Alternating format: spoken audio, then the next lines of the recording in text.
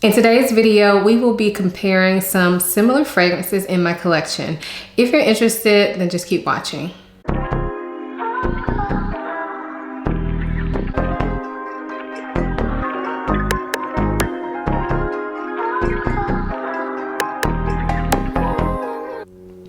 Before we get into the video, I do want to quickly introduce myself for those of you who may be new here. My name is Aisha from simplyaisha.com. Over here on YouTube, I do videos mainly about fragrance with some beauty, luxury, and lifestyle thrown in as well. If those sound like things you're interested in, please consider subscribing. And if you are a returning subscriber, hey y'all, welcome back to my channel. So this video is a part of my This, That, or Both series. If you've never seen one of these videos from me, it's where I take two fragrances and give you a rundown of each one and then let you know if you should get one, the other, or both of them. Now, typically I have done these where I just talk about two fragrances at a time. And then I've also done some like the video we're doing today where we talk about different pairs of fragrances. So today I have 4 pairs of fragrances to share with you all. I will try not to be super long-winded so that this video is not an hour long, but I do like these videos to be a little bit more on the thorough side. So let's go ahead and get into these fragrances. So the first pair of fragrances we'll be talking about are Escapade Gourmande from Maison Mahajá versus Ecstasy from Maison de Tahiti. So the reason that I decided to compare these two fragrances is because Escapade Gourmande was on everybody's lips last year. 2022, this was the it girl fragrance, and I waited forever to get it, but I do have it in my collection now. I've only had this one for about a month, and I wanted to give you all my thoughts on it and compare it to another vanilla scent, Ecstasy, which is also new-ish to my collection, but I think these are somewhat similar. So first, let's compare the packaging. So for Escapade Gourmande, it comes in this very heavy bottle with this very unique looking cap. It kind of looks like a Brussels sprout, honestly, but it's beautiful. I love the gold. I love how substantial the bottle looks on this particular fragrance. For Ecstasy, it also comes in a nice substantial bottle that is heavy glass. It's this beautiful like amber, dark amber color with gold accents. I will say that the label on this is a sticker, and so it will lift after time a little bit, or if you use this a lot, or if you get a lot of perfume on it, I'm sure at some point this will become a little bit distressed. But overall, I really like the packaging on this one as well. Now, more importantly, let's talk about how they smell. So first up, Escapade Gourmande is a sweet vanilla scent. It does have some caramel touches to it and possibly some brown sugar touches to it. But this is one that I actually picked up because I was looking for that sweet vanilla that was basically just a vanilla. And that's what I think of when I think of this fragrance. I don't think it really smells like anything else really except like a sweet vanilla. Although it is sweet, I still think it smells grown up. It smells very luxe. And I will say that when I first got this, I'm not gonna lie, I was a bit underwhelmed when I sprayed it on the paper. I smelled it, I was like, it's vanilla. And even though that's what I wanted, I don't know, for some reason, it just didn't wow me. But the first time I wore this, different story, y'all. Different story. On the skin, this just really blossomed and opened up, and it was just so delicious smelling without smelling juvenile. It was so freaking good. So good, and I'm glad that I have this. I feel like this is the vanilla that I was kind of looking for because it is sweet and it is gourmand and it is vanilla, but there's something very like high quality smelling about this vanilla that I'm having a hard time explaining. But I absolutely love the way this smells once it warms up on the skin, or even really at first spray on the skin. But I will say when I sprayed it on the paper initially, I was underwhelmed. Is it super complex? No, but that's not what I was looking for. Now, when it comes to Ecstasy, this one I have had longer, and this was part of my search for that perfect gourmand vanilla. And I will say, this is really good. It does smell amazing. It's not what I was particularly looking for, but that does not take away from how this smells. So again, this is a vanilla, but this one has a lot more of a caramel touch to it. I also feel like it smells slightly smoky, not a lot, but very slight smokiness, spiciness to this vanilla with a caramel touch. It's absolutely gorgeous. I also think that this one is not extremely sweet. So if you're not into sweet scents, this one would be one that you want to check out if you're looking for that type of vanilla, but you don't want it super sweet. Again, gorgeous, would be perfect for layering. and perfect to wear alone. So for projection and longevity, Escapade Gourmande lasts a long time. I actually wore this fragrance one day when I was planning on just being at home, but then last minute plans changed. We ended up going to lunch and I think we did a little shopping after that. And I was wearing this fragrance and it lasted all day. I could smell it on myself all day. And when I'm saying all day, let's say like 7 to 8 hours or so. I didn't count the hours, and because this fragrance is newer to me, I couldn't tell you like an exact hour mark that it went away. But I also will mention that I have worn this to bed and been able to smell it on myself in the morning pretty well. When it comes to projection, I think this is about average projection. My husband was able to smell it on me. He complimented me on it, but I don't think it's a beast because I wore this the day that I wore this out when I wasn't planning on doing that.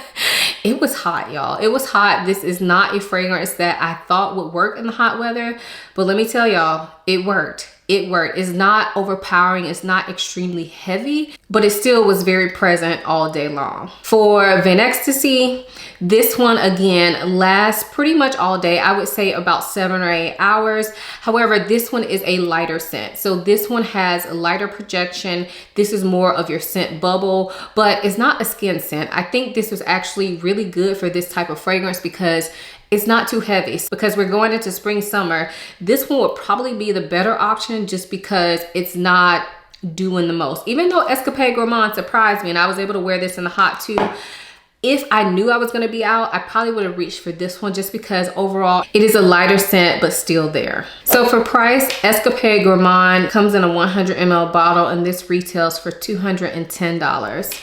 Ecstasy comes in a 100 ml bottle and retails for $120. So bottom line, should you get this, that, or both? Now, for me, I would say both, okay, because I love both. I feel like both have a place in my collection, and I'm not mad that I have two vanilla scents that are similar because I think they're different enough, you know, but I am a collector. I'm an enthusiast, so, you know, I'm not your average fragrance buyer. I would say that for you all, if you ask me for my recommendation, I would say if you have the money to spend, go for this one, Escapade Gourmande. I just like the smell of this better. It's gorgeous, it's simple, but it's very high quality. The bottle is gorgeous. I'm not mad at the money I spent on this, although it is a basic vanilla. I love it. Now, Ecstasy is really good and I would recommend it, especially for the price tag, but I'm just being honest, y'all. I prefer Escapade Gourmande. And if you could only get one of them, I would say this one. The next pair of fragrances I have to share with you all is Byredo Vanille Antique versus Maison Margiela Replica Whispers in the Library. So I decided to compare these two fragrances because Vanille Antique is a newer fragrance to my collection. And when I smelled this initially, it reminded me of Whispers in the Library, which I've owned for a couple years now. So first up, packaging. The Byredo fragrance comes in the typical Byredo shaped bottle, but because of the line of fragrances that this one is in, it doesn't have the white label. It's just this clear, beautiful bottle with the black top and the gorgeous amber liquid inside. Whispers in the Library comes in the typical replica bottle that looks like old apothecary bottles. I love the bottles on these. It has the linen label on the front with the description of the fragrance, just like all the fragrances from the line. And again, this has a beautiful like dark amber liquid as well. When it comes to packaging, I love both of these. If I had to pick one package, I would say Byredo just because of personal preference. I really like the way these bottles look, but both of these are absolute winners in the packaging department. But more importantly, let's talk about how they smell. So Vanille Antique is this beautiful dark vanilla scent. The vanilla is quite sophisticated. It is not cupcakey. It is not gourmand. It's just a vanilla that has a little bit of sweetness to it, a little spice, a little smokiness. And then overall, this fragrance has this bit of a dusty vibe to it, which really is what made me think of Whispers in the Library. So Whispers in the Library is meant to smell like an old school library, and it does. This fragrance is a little woody, it's vanillic, it is a little spicy, and again, it kind of has that dusty smell in a good way that reminds me of an old library. That's where I immediately go to when I smell this scent. Now, when it comes to projection and longevity, Vanille Antique is actually pretty long lasting. I know Byredo fragrances get a bad rep for being short-lived and being soft, but this particular fragrance is not that. This is a long-lasting fragrance. I would say I probably get about 8 hours out of this. As far as projection, I think it's moderate. It's not a beast, but people will definitely smell you in your vicinity. Because of the way this performs, I like to wear this on like date night or around my house. It's very cozy while also kind of being sexy. When it comes to projection and longevity for Whispers in the Library, again, the projection is moderate on this, will not fill a room, but people will definitely smell you if they're in your area. It's not a skin scent. As for longevity, I think this one lasts probably anywhere from like 6 to 8 hours. Typically, I wear this to bed, so it's kind of hard for me to tell you. Sometimes when I wear this to bed, I can smell it a little bit in the morning, and then sometimes I can't. I have worn this during the day, but honestly, it's been a while since I wore this during the day because for some reason, this has just become a bedtime scent for me. So for the price, there is a huge difference in these two fragrances. This Byredo fragrance is only 50 mls and it retails in the US for $350. Now, if you order this from Selfridges, you can save about $100 off that price. But again, this is 50 mls. For Whispers in the Library, this one is also a 100 ml bottle and it retails for $144. So bottom line, should you get this, that, or both? I would say in this case, for me, I'm taking both, okay? Because I view these as separate type fragrances. This one is a lot sexier, definitely more date night appropriate, a lot darker, heavier. Whispers in the Library is still very beautiful, but again, I think of it as a calming scent, more for bedtime, more for cozy days, rainy days. So for me, I would say both. However, if we're being honest and somebody asked me my recommendation, whether they needed both of these, I would say just go for Whispers in the Library because these are similar in smell. Granted, this one is sexier and all, like I said, but they are similar in smell and the price on this fragrance is absolutely ridiculous. Now, for me, somebody like me who's a collector who doesn't mind spending a lot on fragrances, hey, do what you do. I did it. I have no regrets, but I would say that if you don't want to spend that much money on a fragrance, go for this one. Like they're not that much different. Although they are a little bit different, they're not that much different that you would need both of them. The next pair of fragrances I have is Hibiscus Mahajá from Maison Crivelli versus Angel Nova from Mugler. So Hibiscus Mahajá is a newer fragrance to my collection. This was actually sent to me from Twisted Lily, so thank you again to Twisted Lily. But as soon as I got this fragrance, I was immediately reminded of Angel Nova. So I knew I wanted to compare them for you all. So first, let's talk about the packaging. Hibiscus Mahajá, I have this one in the 50 ml bottle. It does come in a larger bottle than this, but they do look the same. It's just obviously the larger bottle is larger. So it's a cylinder glass bottle with a white label. The label is coated and then it has these silver tops. I do think these are quite sleek bottles and I like them. The juice is this beautiful kind of red tone. Actually, now that I'm looking at it, I'm not sure if the juice is that color or if that's the bottle. Interesting. But it looks red. I think it's the bottle because when I sprayed out my juice on the tester paper, it's clear, so I guess it's the bottle. So for Angel Nova, it does come in the standing star bottle like a lot of the more current Angels, and it is a pink bottle. I'm pretty sure the liquid is clear on this and the pink is just the color of the bottle, but the pink is kind of a gradient pink. Hopefully you guys can see that. It reminds me of a raspberry color. All right, so let's talk about how they smell. So Hibiscus Mahajá starts out with this beautiful like hibiscus tea smell. That's what I immediately get when I smell this. As the fragrance dries, I get a juicy rose scent as well. So it's like a juicy rose tea fragrance at first, okay? Because this fragrance plays games with you, okay?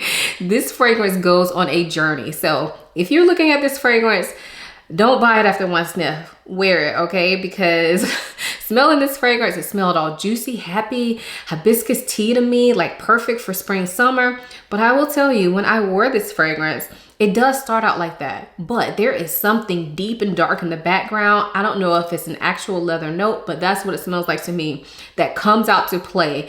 And eventually you can smell all that juicy, fruity, floral tea mixed with the leathery tones. But as this fragrance gets into the deep dry down, then it becomes more like just a rose leathery type scent. this goes on a huge journey, not a safe blind buy. Some people like when their fragrances go on big journeys like that, and some of y'all don't. So just letting you know, don't believe the first sniff, okay? You gotta wear this one because you may or may not like the dry down. So my battery just died, so hopefully my setup is still looking the same. I think where it cut me off though, I was just saying, don't believe the first smell of this. You have to try this on your skin and see if you like it, because it opens up differently than it fully dries down and it goes on a journey. As for Angel Nova, this one again is a bright, juicy floral scent. So I get like a bright raspberry that has a little bit of tartness to it. I get a beautiful rose. And then in the base of this fragrance, there is a woody note. I believe it's akigala wood. But it just really helps to ground the fragrance, make it more present. It's very beautiful. And I definitely think this one kind of stays more so the same throughout the life of the wear. So when it comes to projection and longevity, Hibiscus Mahajá has really good longevity. I would say that I get at least 8 hours out of this fragrance. For projection, I don't think it's amazing. Like when you spray this fragrance, if you spray it on a tester, or if I spray it on a tester and then walk out of the room, I can come back and immediately smell it like in the room. Even if I spray just like one spray, I can immediately smell it like within the first hour or so. It like stands out even if I've sprayed a lot of other things. So it starts off really strong, but I feel like that dies down pretty quickly. So I would say it has kind of beast mode projection for probably the first hour or two, but then it kind of settles down into a softer experience, not quite skin scent. And then it kind of goes into skin scent probably around the 5 hour mark on me. Now, if you spray your clothes, you're gonna get a lot more projection from this. And I typically do spray my clothes, but the reason that I'm kind of bringing this up is because I took this out of town with me and I sprayed it on my sweater thinking it wasn't gonna be like too much, put it in a closet. Next day I go in that closet and it like immediately hit me in the face. So if you spray your clothes, beware, but on my skin, it has moderate projection after the first couple hours or so. Angel Nova, I think it has great longevity as well and moderate projection. So I think longevity on this one, I can probably get about 8 hours on my skin, and then people around me will smell it. It gives me a very good scent bubble. If you overspray this one, I think it could kind of turn into beast mode. It's that type of juicy, fruity floral scent that can turn into beast mode if you spray it super heavy. But if you spray it just normally, it still gives you a pretty decent scent bubble. So when it comes to pricing, just to be fair, we're going to compare the 50 ml size of both. Although I only had the 30 ml in my Angel Nova, we'll talk about the 50 ml size for both just to be fair. So the 50 ml size bottle of Hibiscus Mahajá retails for $290. The 50 ml bottle for Angel Nova retails for $139. So bottom line, do you need this, that, or both? I would say it depends. Now, am I glad to have both? Yes, but if I were to have to pay for both, I think I would go with Angel Nova because I really love the opening of this fragrance and it kind of stays the same throughout the entire time. For Hibiscus Mahajá, I do really love the opening of it. I may even love it slightly bit more than Angel Nova. However, the dry down is not my favorite. I don't think it smells bad, but it's not something that I absolutely love. Like, it's a beautiful fragrance, don't get me wrong, but I would have been happy if it stayed just like it was at the opening, to be completely honest. And with the price difference in these two, I don't know that it's necessarily worth it for me. But does that mean Hibiscus Mahajá is a bad fragrance? Absolutely not. I think it's beautiful, and if you like to go on a journey with your fragrances, then you would probably like this one more because it is more complex than Angel Nova. But for me, I would go with Angel Nova. So this last pair of fragrances are from the same brand. They are exclusive to Harrods if you're in the US. I think Harrods is the only place you can order from and get them. If you live in other countries, I'm not sure. But in the US, I know Harrods is the only place you can get these two. So I wanted to compare them, not only because they're from the same brand, but because they're hard to get for us in the United States.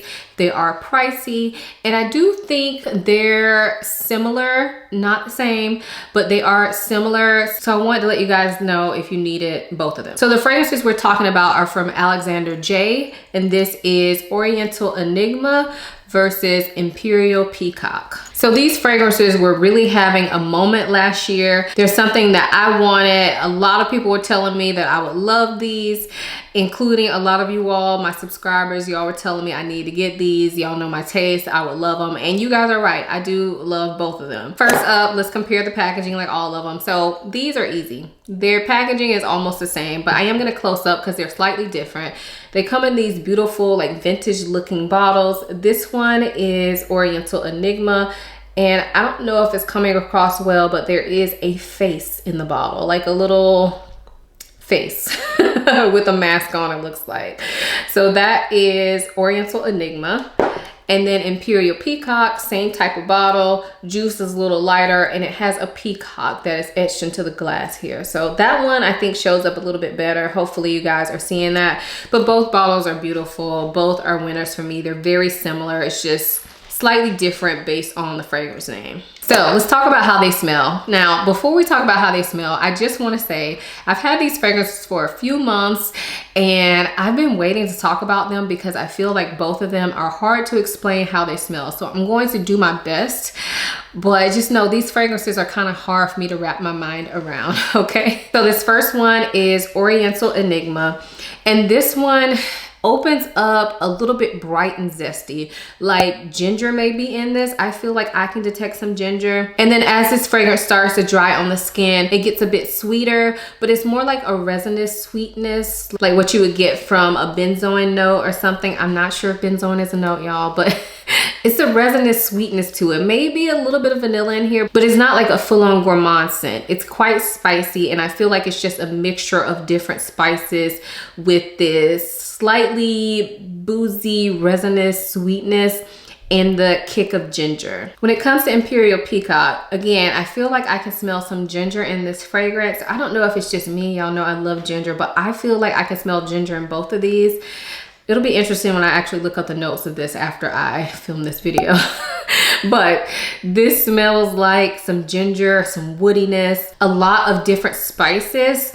As this fragrance dries down though, it becomes a lot more boozy in my opinion. Kind of puts me in the vibe of Angel Share by Kilian. Because this fragrance is hard for me to explain to y'all, I'm gonna use some other fragrance references. So to me, this fragrance, as it gets into like the mid and the dry down, it smells like a mixture of Angel Share by Kilian and Oud for Happiness by Initio, but nowhere near as strong or as sharp as that, or as boozy or apple pie-ish as Angel Share, but like those combined and had like a softer version. That's what it smells like to me. It's quite interesting and unique. Now, when it comes to projection and longevity, Oriental Enigma, actually, let's just talk about both of them because I feel like the projection and longevity, I'm gonna say the same thing. So both of these fragrances have pretty high projection at first spray. So at first spray, I feel like they fill the room because I can spray these on, walk out of my closet into my bathroom, then come back in my closet and it's just like hit me in the face, you know? So I feel like both of these have high projection initially. However, to me, that only lasts like maybe an hour, and then it goes into just like average projection. Not bad, not poor projection, but it goes into average projection. So scent bubble projection, not fill a room type projection. It goes into that, and then it turns into a skin scent at the, you know, at the very end of the fragrance. So as far as longevity for both of these, I feel like they last about 6 hours before they turn into a skin scent on me. So for price, because these are from the same line, they are the same price. And if you live in the United States and plan on purchasing these from Harrods, they retail for $274 each. I have not seen these anywhere else in the US. If you live in other countries, feel free to chime in if they're different pricing. But for us in the US, $274 each for 100 ml bottle. Actually, no. Oh, y'all. Okay, I didn't realize this. I didn't realize this, but they retail for the same price. The Oriental Enigma is 100 mls. The bottles look the same size, but apparently Oriental Enigma is a little bit smaller because the Imperial Peacock is actually 120 mls. So you get more for your money with Imperial Peacock because they retail for the same price, but this one is a bigger bottle. Interesting. So bottom line, do you need this, that, or both? Now, when I describe these fragrances, I know I kind of describe them differently. And I just feel like the reason I haven't talked about these is because they are so hard for me to describe how they smell. But at the end of the day, like once they get into like their actual wear, not very first spray, but their actual wear, I do feel like they smell like they're in the same family. Not sisters and brothers, but definitely like first cousins, you know? So that's why I wanted to compare them for y'all. So do you need both of these? I'm gonna go for no. I don't think you need both of them because I do think they're quite similar, high price tag. And although they don't smell exactly the same, they give me same vibes, y'all. So I would say if I had to pick one over the other, I would go for Oriental Enigma. I just prefer the smell of this one. It just smells amazing to me, y'all. I mean, both of these smell amazing, but to me, Oriental Enigma is definitely more unique. It's more my speed. There's nothing in my collection that I could compare this to, whereas with Imperial Peacock, like I said, it does remind me of Angel Share mixed with Oud for Happiness, which I have both of those. So, you know, in my collection, this one is less unique than Oriental Enigma, and I know I didn't do a great job of explaining it, y'all. And I know you're probably not gonna be able to find samples of this, but it's good, y'all. This is really good. Somebody on Fragrantica, or maybe a comment on my video, said it smells like gummy bears. I don't get that, but there are some fruity nuances to it that I think I probably didn't mention when I was talking about how it smelled. But I don't think it smells like gummy bears, y'all, but there are like some brighter, like fruity nuances to it that I think it just makes it more unique. I don't know how to explain it. Maybe that's why it's called an enigma, because I have no idea how to explain this. I did the best I could, but if I had to pick one, I would go for this. But I am happy to have both, and I will definitely keep both. So this video was super long. So if you guys are still watching, first of all, thank you. You're the real MVP, okay? I appreciate it. I hope you all found this video helpful. If you have any thoughts and opinions on these fragrances, let us know what you think of them down below. And if this video helped you decide between two fragrances, let us know that in the comments down below as well. If you enjoyed this video, please give it a thumbs up and subscribe to my channel. I typically upload videos every Sunday, Wednesday, and Friday. So I have tons of content that you can watch in your free time. Also, please go over to my blog. It is www.simplyaisha.com. Sign up for my email list over there and check out some of the posts that I've put up. I talk about fragrance, but I also talk about other things on there. So definitely check out the blog.